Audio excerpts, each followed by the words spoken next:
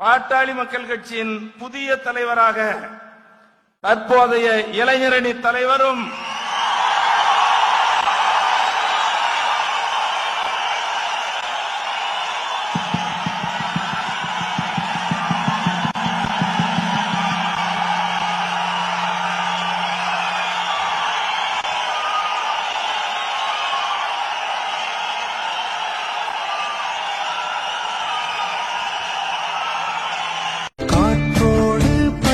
போல இந்த வாழ்க்கைதான் அடையார் சொல்லக்கூடும், அது போகும் போக்கதான்.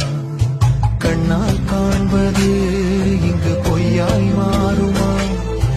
எங்கோ போனது என்னிடம் வந்து சேருமா? ஒரு தெய்வம் பார்க்க வந்து ஒரு தெய்வம் போச்சு என்று நம் வாழ்க்கை எப்போதும்